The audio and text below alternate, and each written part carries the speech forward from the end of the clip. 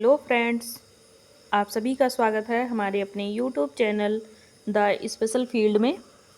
साथियों, आज हम बात कर रहे होंगे ब्रेल के बारे में। आज हम ब्रेल सीखेंगे जो कि 6 बिंदुओं पर आधारित है, जैसा कि आप सभी लोग पिछले दोनों वीडियो में जान चुके हैं। पिछले दोनों वीडियो में आप लोगों को लुईस ब्रेल का जीवन परिचय पढ़ाया गया। उसके बाद आप लोगों को भारतीय ब्रेल का विकास कैसे हुआ इसके बारे में बताया गया। फिलहाल इस वीडियो में जो हम लोग पढ़ेंगे वो ब्रेल अधिगम पढ़ेंगे, अर्थात ब्रेल सीखेंगे। अधिगम का मतलब होता है सीखना। तो जिन बच्चों को नहीं पता है अधिगम का अर्थ, तो वो अधिगम का अर्थ जानेंगे। सीखना होता है इसका मतलब कि कोई चीज़ जब हम सीख रहे होते हैं उसको अधिगम कहा जाता है। इसी के साथ साथ इस अध्याय में हम लोग ये भी जानेंगे कि इसमें जितने भी उपकरण दृष्टिबाधितों के लिए प्रयोग किए जाते हैं उन सभी के बारे में हम लोग यहाँ पर परिचय करेंगे। एक एक उपकरण आप सभी लोगों को चित्र के साथ में दिखाया जाएगा और उसका क्या उपयोग है, कैसे उपयोग है और किस प्रकार का वो दिखता है, ये सारी चीज़ें आपको यहाँ पे इस वीडियो में जानकारी के तौर पर मिलने वाली हैं। तो चलिए स्टार्ट करते हैं। टॉपिक है हमारा ब्रेल अधिगम, यानी कि ब्रेल को सीखना। जैसा कि हम सभी लोगों को पता है कि जो ब्रेल लिपि है ये 6 बिंदुओं पर आधारित है, अर्थात इसमें 6 बिंदुओं का एक कोष्ठक होता है जिसको सेल बोलते हैं। कोष्ठ जिसको बोलेंगे, कोष्ठ या प्रकोष्ठ या फिर इसी को सेल बोलेंगे। तो आगे हम इस चीज़ को जानेंगे कि कैसे ये 6 बिंदुओं पर आधारित है। इसे सीखने से पूर्व आवश्यक ये होता है कि इसके विषय में पूर्ण रूप से आपको जानकारी हो, यानी कि 6 बिंदुओं को क्रमिक संख्या उसकी क्या होनी चाहिए, क्रम से किस प्रकार से वो लिखा जाता है, किस प्रकार से पढ़ा जाता है, ये दोनों चीज़ का यहाँ पे आपको नॉलेज होना चाहिए। तो आप देख सकते हैं, ये मैं थोड़ा सा और जूम कर रही हूँ, आप देख सकते हैं अच्छे से। यहाँ पर आप देख सकते हैं कि यहाँ पे 6 बिंदु हैं। ये 6 बिंदु जो आपको दिखाए जा रहे हैं ये ब्रेल लिपि है, यानी कि इसी 6 बिंदुओं पर आधारित आपका ब्रेल लिपि है। 3 इधर है, 3 इधर है, और जो स्पेस है ये बहुत ज़्यादा इसके अंदर स्पेस नहीं होता है। नहीं तो आप जैसे एक बिंदु यहाँ बनाइए, फिर यहाँ बनाइए, फिर यहाँ 3 बनाइए, फिर इसको यहाँ बनाइए, तो इतना दूर दूर नहीं बनता है। ये समझाने के लिए आपको बस दिखाया गया है।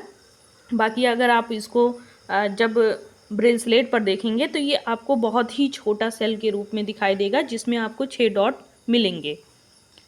इसमें आप देख सकते हैं कि जो डॉट संख्या दिया गया है, सबसे पहले आपको यहाँ पर 1 लिखा दिख रहा है, फिर 2, फिर 3, फिर ये आपका 4, फिर 5, फिर 6।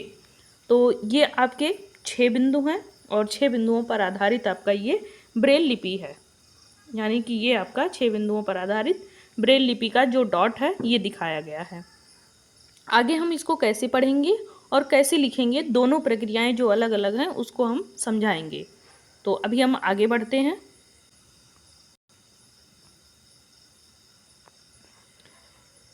इन प्रकोष्ठ में 3-3 बिंदुओं वाली 2 खड़ी पंक्तियां हैं, जैसा कि आप ऊपर देख रहे हैं कि यहाँ पर किस प्रकार से दिखाया गया है। 3 इधर और 3 इधर, 2 खड़ी पंक्ति हैं जिसमें 3-3 बिंदु हैं।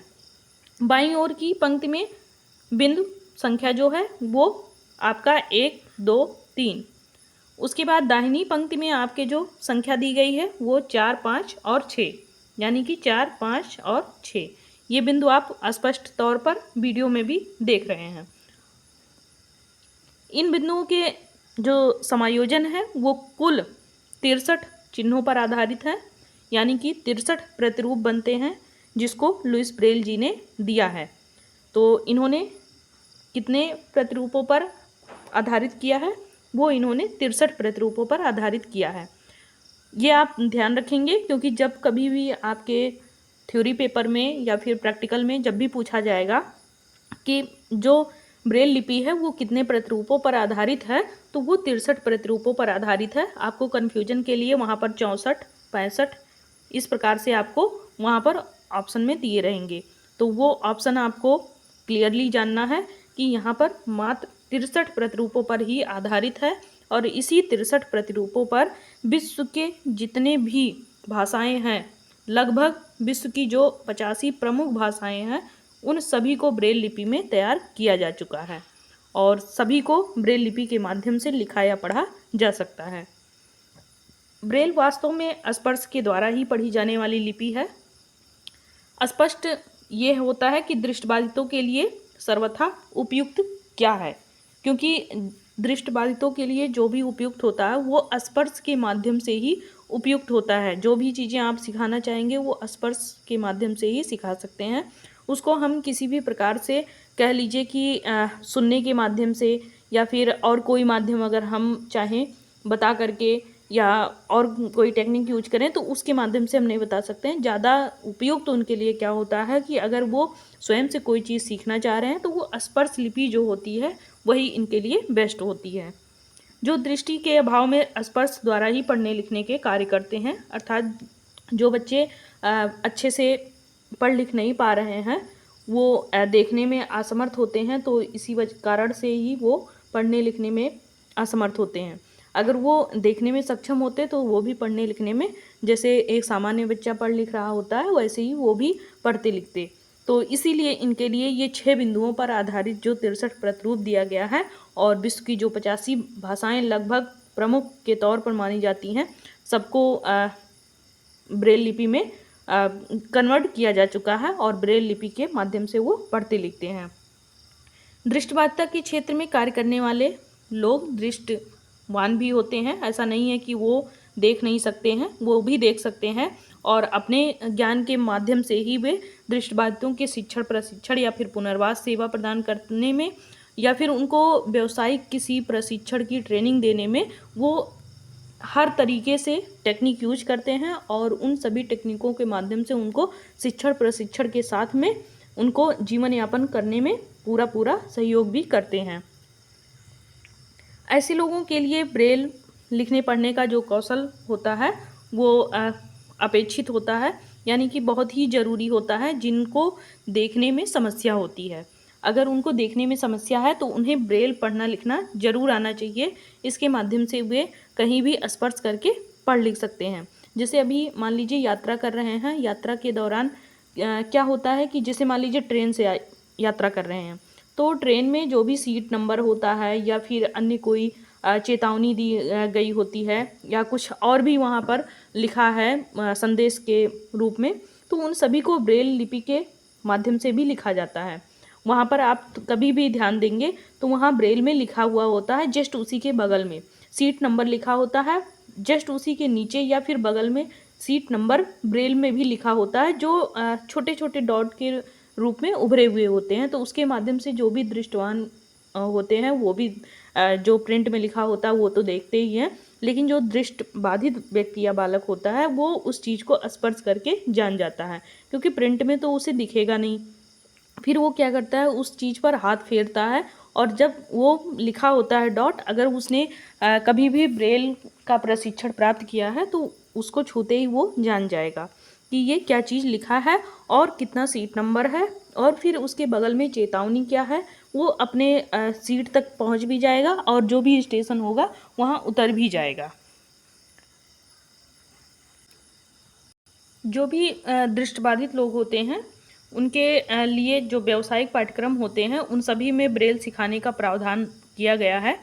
देखने में ये भी आया है कि जो अधिकांश दृष्टिवान व्यक्ति होते हैं, यानी कि जो व्यक्ति या बालक देख सकते हैं, वे ब्रेल पढ़ते लिखते समय दृष्टि का प्रयोग करते हैं। जैसे हम आप हैं, सामान्य तौर पर हैं, आंखों से देख सकते हैं, और जब हम ब्रेल को पढ़ना स्टार्ट करते हैं तो क्या करते हैं, हम उस चीज़ को देख कर पढ़ते हैं। अगर हम उस चीज़ को देख रहे हैं और देख करके तब हम ब्रेल को पढ़ रहे हैं तो हमारे आँखों को बहुत ही ज़्यादा थकावट महसूस होगा। यानी कि हम अगर देख भी रहे हैं प्लस उसको हाथों से महसूस भी कर रहे हैं, तो दोनों कंडीशन में क्या होता है, सबसे ज़्यादा इफेक्ट हमारे आँखों पे पड़ता है और आँख हमारी थकावट की स्थिति में आ जाती है। तो इसलिए जब भी ब्रेल के सीखने के जो भी इच्छुक व्यक्ति हों, वो पढ़ते लिखते समय थोड़ा सा सावधानी बरतें और बीच बीच में नेत्रों को थोड़ा सा विश्राम देते रहें। यानी कि अगर वो देख कर पढ़ रहे हैं तो फिर नेत्रों को थोड़ा सा वो रिलैक्स कर रखें और बीच बीच में रुक रुक कर पढ़ें।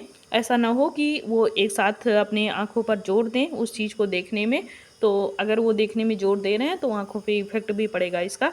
ब्रेल सीखने के जो भी इच्छुक व्यक्ति हों, वो जो भी पढ़ना है, कैसे लिखना है, इन सब की जानकारी वो अच्छे से जान लें। जितने भी उसमें उपकरण हों, वो जो उपकरण उसमें विशेष तौर पर प्रयुक्त किए जाते हैं, वो सभी उपकरण के बारे में भी जानकारी हासिल कर लें।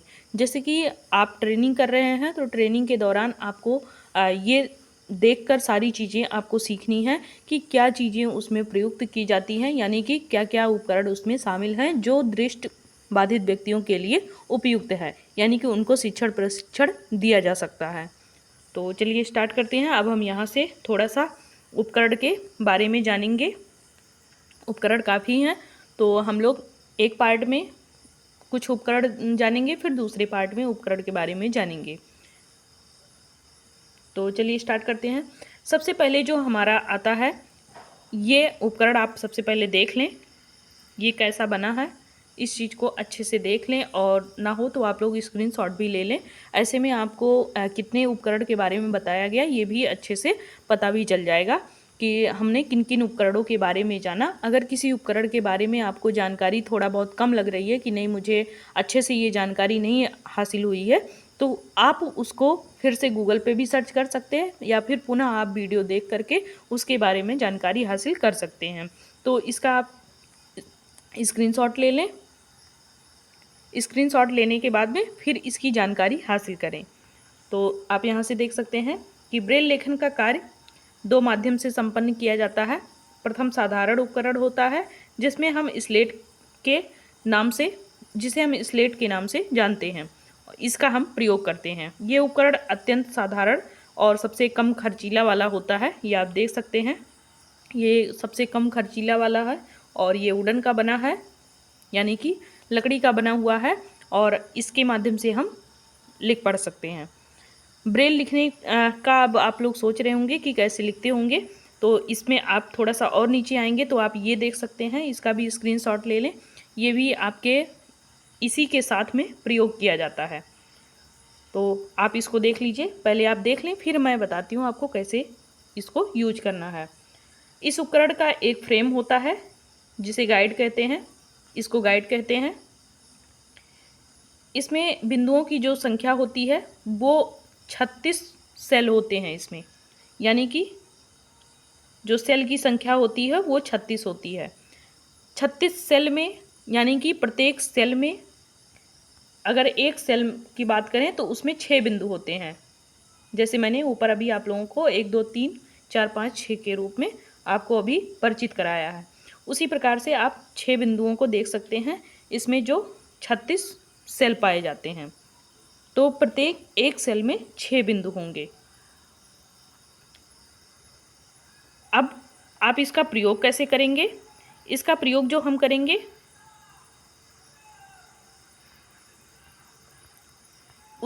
ये जो आप देख रहे हैं गाइड, इस गाइड को हम इस वुडन पर लगाते हैं। जो यहाँ पर आप देख सकते हैं कि यहाँ पे कुछ इस प्रकार से फंसाने वाला बना है, तो ये जो फंसाने वाला बना है और इधर आपको दिख नहीं रहा होगा, ये यहाँ पे आपको देखने को मिलेगा कि यहाँ जो फंसाने वाला बना है, इसी पे के जगह पे यहाँ पे छोटा सा छिद्र बना होता है जिसमें जाकर के ये लग जाता है। इस चीज़ को जब आप यहाँ पर लाएंगे तो जो यहाँ पर बने हुए हैं छिद्र छोटे छोटे, इसी में फंसा दिया जाता है और फंसाने से पहले उसके एक नीचे से जाता है और एक ऊपर से जाता है, यानी कि ये फोल्डिंग वाला होता है। आपका जो ये गाइड है, ये गाइड फोल्डिंग वाला होता है, एक नीचे से गाइड जाएगा, एक ऊपर से जाएगा और इसी के बीच में बीचों बीच में पेज लगाया जाएगा जो आपका लिखने योग्य पेज होगा, यानी कि इसका भी पेज जो आता है वो अलग से आता है, उसको यहाँ पे लगाया जाएगा। फिर नीचे से और ऊपर से दोनों तरीके से ये कवर करेगा इसको, फिर उसी सेल के बीच में लिखा जाएगा। जब सेल के बीच में लिखेंगे तो फिर वो जो पेपर होगा वो सेल और आपके गाइड के बीच में रहेगा। जब सेल और गाइड के बीच में रहेगा तब आप जब भी उस पर स्टाइलस से उभारेंगे तो फिर वो सारे अक्षर उभर कर आ जाएंगे और उसी को स्पर्श करके हम पढ़ सकते हैं। ये आपका वुडन का बना होता है, कम खर्चीला होता है, और इसमें जो गाइड का प्रयोग किया जाता है उसमें आपके कितने सेल पाए जाते हैं, उसमें आपके 36 सेल पाए जाते हैं। तो इसको भी आप ध्यान रखिएगा। और प्रत्येक सेल में 6 बिंदु पाए जाते हैं। दूसरा उपकरण आप देख सकते हैं, ये उपकरण लकड़ी के तख्ते पर लगा एक क्लैंप होता है जिसमें ऊपर नीचे एक हिंज होता है और ऊपर नीचे के प्रत्येक हिंज में 2-2 पिने होती हैं। तो आप यहाँ देख सकते हैं कि ये जैसे एक पहले दफ्ती आती थी जिस पे आप लोग पेपर वगैरह दिए होंगे कभी, तो आप लोगों को पता होगा उसको ऐसे उठाया जाता था और फिर वहाँ पे पेपर लगाया जाता था उस पैड पे, तब लिखा जाता था। तो वैसे ये भी पैड के अनुसार ही है, यानी कि ये जो बना हुआ है आपका ये लकड़ी का बना हुआ है और कम खर्चीला ये भी होता है। इस पे भी उसी पिन की तरह इसको भी उठाया जाता है, इसको हिंज बोलते हैं। उसमें भी वो जो पैड पे लगा होता था जिसपे हम पेपर वगैरह देते थे वो भी आपका हिंज जो होता था उसमें, उसको भी हम लोग उठाते थे, फिर पेपर लगाते थे, फिर लिखते थे। तो वैसे ये भी है, यहाँ भी हिंज को उठाएंगे, फिर पेपर को लगाएंगे, फिर उसके बाद यहाँ पर जो आपका अगला गाइड होगा उस गाइड को हम यहाँ पे प्रयोग करेंगे। उसी गाइड के अनुसार हम लिखना प्रारंभ करेंगे। इसमें छोटे छोटे छिद्र बने हैं, उसी छिद्र पर हम स्टाइलस के माध्यम से लिखना प्रारंभ करते हैं। लिखने के पूर्व यहाँ पर कागज को इन दोनों हिंजों के मध्य सफलतापूर्वक लगाना होता है, जैसे हम लोग पेपर पैड पे लगाते थे उठा करके, वैसे हिंजों के बीच में पिन की मजबूती वहाँ पर अच्छे से पकड़ कर रखेगी। उसके बाद क्लैंप के दाहिनी ओर लगी छोटी सी क्लिप को बाईं ओर खिसकाकर मजबूती से हिंज के ऊपर चढ़ा देंगे, यानी कि उसको थोड़ा सा खिसका करके हम अगर पेपर पर चढ़ा दिए, पेपर को ऊपर किए, फिर हिंज को नीचे गिरा दिए, तो इससे क्या होता है कि उसकी जो पकड़ होती है वो काफ़ी मजबूत हो जाती है। उसके बाद फ्रेम में 2 हिंज होते हैं और नीचे हिंज में 6-6 बिंदुओं का कोष्ठ बना होता है, यानी कि सेल बना होता है। ऊपर के हिंज में प्रत्येक ब्रेल कोष्ठ के बराबर कटा हुआ स्थान छोड़ा गया है और क्लैंप पेपर पर लगा लेने के बाद गाइड के दोनों हिंजों के मध्य कागज को रख दें। लिखने के क्रम में स्लेट के ऊपर से प्रारंभ होना चाहिए, यानी कि ऐसा ना हो कि जब आप प्रारंभ करें तो बीच से प्रारंभ कर दें या नीचे से प्रारंभ कर दें, ऐसा नहीं करना है। यानी कि जो ये गाइड दिया गया है, ये आप इस पे जो ऊपर आपको गाइड दिखाया गया है ऐसे ही गाइड मिलेगी इसके साथ में, इस गाइड को यहाँ पर आपको लगाना है। तो आपको यहाँ से स्टार्ट करना है। तो इसमें भी आप लोग देख सकते हैं कि इसमें भी हिंज के साथ साथ इसमें भी गाइड का प्रयोग करके लिखा जाता है। और जैसे जैसे हम लिखेंगे फिर हम गाइड को खोलेंगे और उसको आगे सरकाएंगे, पेज को थोड़ा सा ऊपर करेंगे, जहाँ पर भी उसके छिद्र बने होंगे वहाँ पर हम लाके फिर उसको गाइड को बंद कर देंगे। तो इसी प्रकार से हम लिखते जाएंगे।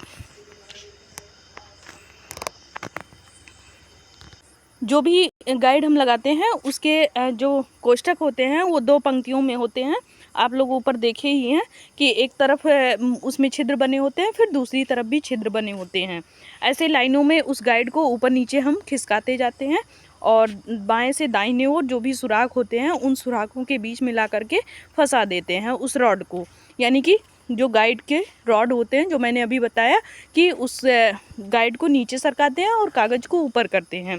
तो इस प्रकार से हम उस पे जो सुराख बने होते हैं उसमें उस गाइड को फंसा कर करके और लिखना प्रारंभ करते हैं। आगे हम बात करेंगे, ये आप देख सकते हैं, ये इसके साथ में हिंज में आपके जो कागज़ होते हैं इसमें फंसा दिए जाते हैं। फिर गाइड को हम नीचे और ऊपर, यानी कि ये फोल्डिंग में होता है और इस फोल्डिंग के साथ साथ उसमें जो सुराख बने होते हैं उसी सुराख में हम इसको वहाँ पे लगा देते हैं और इसी के माध्यम से जो इसमें 6 डॉट पर आधारित जो यहाँ पे कोष्ठक बने हैं, यानी कि सेल बने हैं, उसी सेल के माध्यम से लिखना शुरू करते हैं। उपरोक्त सभी जो प्रक्रिया होती है या क्रिया होती है लेने के पश्चात लिखने की प्रक्रिया इसमें प्रारंभ कर दी जाती है।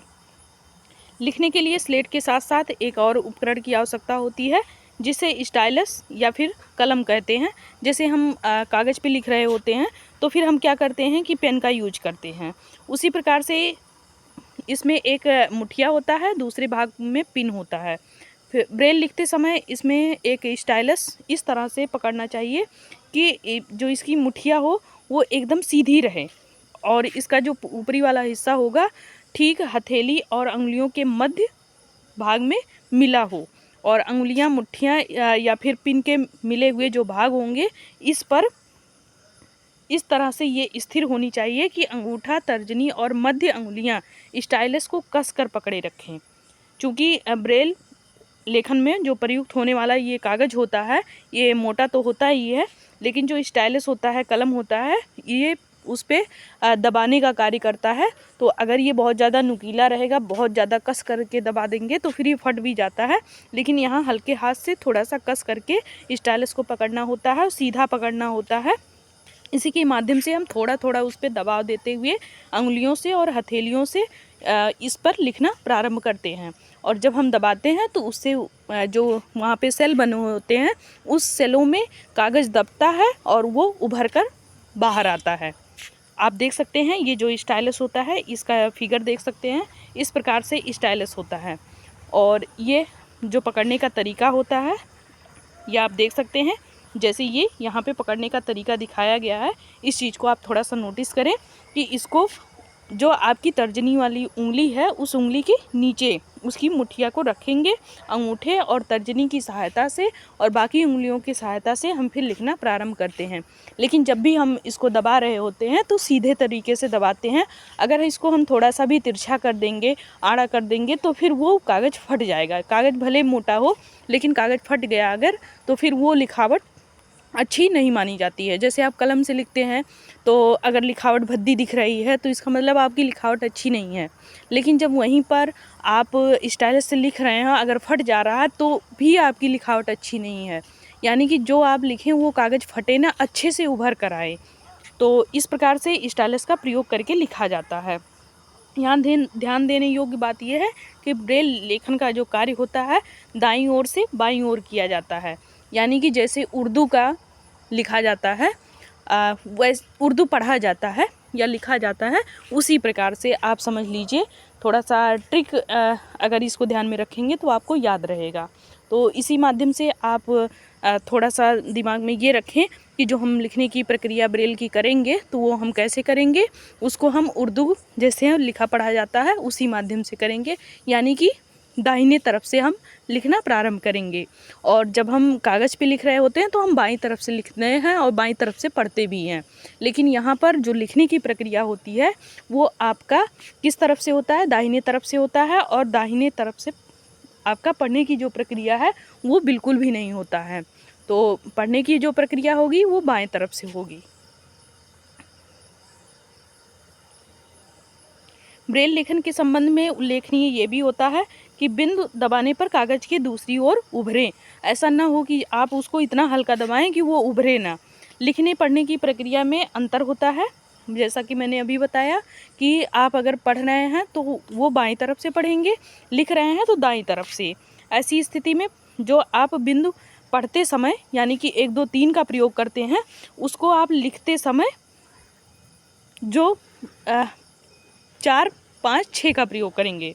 यानी कि जो आपके बिंदु होंगे, जैसे मान लीजिए मैं आपको इस तरीके से दिखा रही हूँ कि बिंदु बना करके ये आपका बिंदु है, 6 बिंदु। आप लोगों ने ऊपर पढ़ा है कि इसको 1, इसको 2, इसको 3, इसको 4, इसको 5 और इसको 6। जब हम इसको पढ़ते हैं तब हम इसको इस प्रकार से जानते हैं। लेकिन जब हम इसको लिखेंगे तो यही चीज़ें बदल जाएंगी। तब जो ये बिंदु होगा ये हमारा 1 की जगह पे 4 हो जाएगा, 2 की जगह पे 5 हो जाएगा और 3 की जगह पे आपका 6 हो जाएगा। तो ऐसे ये बिंदु उलट जाते हैं। यानी कि लिखने की प्रक्रिया में हम दाईं तरफ का इस्तेमाल करेंगे, पढ़ने की प्रक्रिया में हम किस तरफ से, बाईं की तरफ से।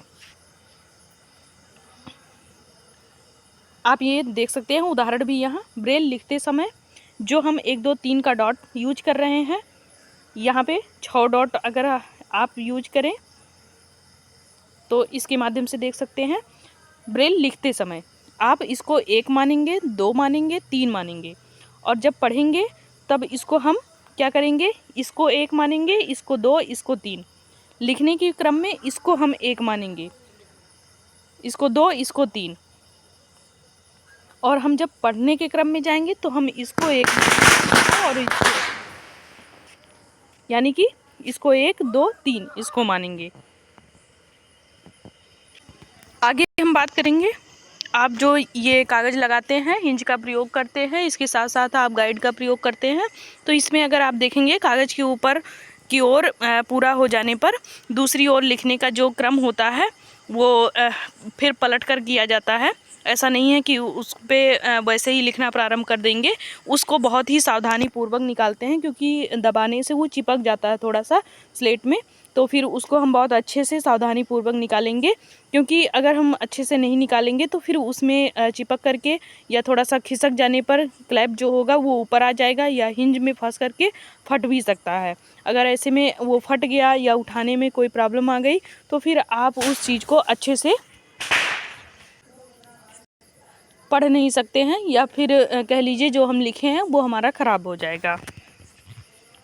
नेक्स्ट है आपका हिंज के ऊपर उठ जाने के पश्चात कागज़ को उठाकर इस तरह से पेपर का दाहिना किनारा बाईं ओर आ जाएगा, और पेपर पलटने के पश्चात ये ध्यान से देखें तो हिंज पे लगी जो पिन होगी वो कागज़ के दोनों ओर 2-2 छेद बन जाएंगे, यानी कि जो आप उस पर लगाए थे और लिख रहे थे और हिंज उसमें चिपका के मतलब दबाए थे हिंज को, तो उसके जो नोट दिखाई दे रहे थे वो उसमें जब कागज़ में लगते हैं तो वो इस प्रकार से छेद कर देते हैं उसमें।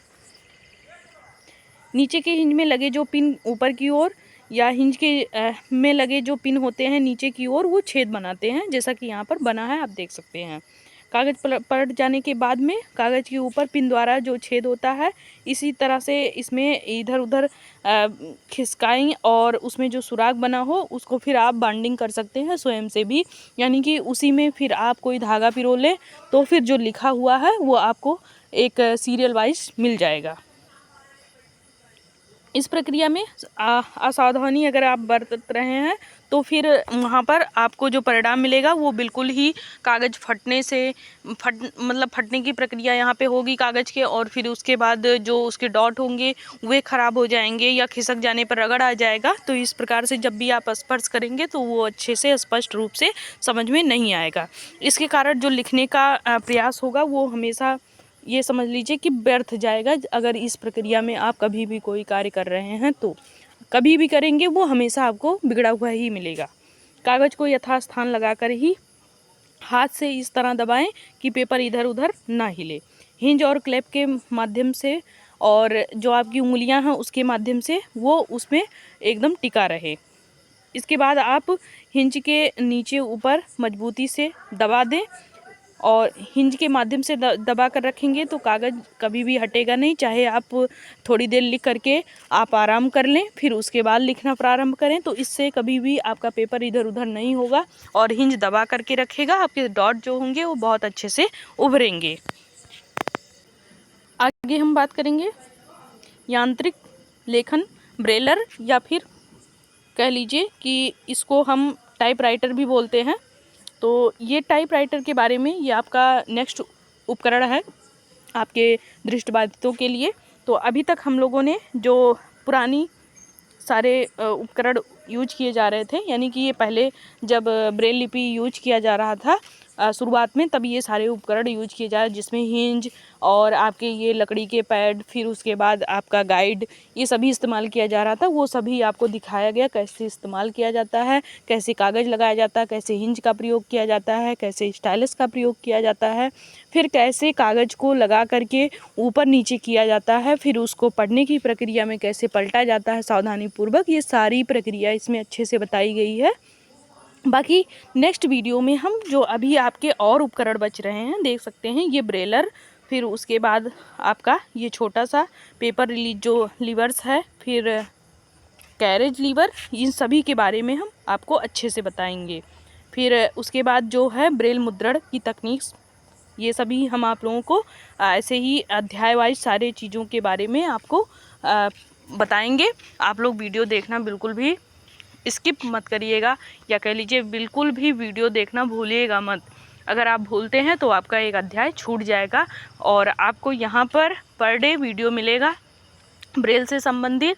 उसमें आप लोग चाहे वो लुईस ब्रेल का जीवन परिचय हो, चाहे ब्रेल का विकास कैसे हुआ, या फिर ब्रेल सीखना कैसे है, फिर आगे हम 7 लाइन कॉन्ट्रैक्शन ब्रेल, चाहे वो हिंदी हो, फिर वो इंग्लिश हो, या फिर मैथ हो, ये सभी के आपको वीडियो मिलेंगे। यहाँ तक कि आपको जो भी विराम चिन्ह बताए गए हैं वो सभी आपको बताए जाएंगे।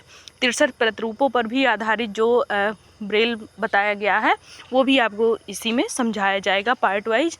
तो आप लोग देखना बिल्कुल भी मत भूलिएगा, और अपने संगी साथियों को भी इसको शेयर करिएगा ताकि उनको भी अच्छा लाभ मिल सके, ब्रेल वो भी सीख सकें।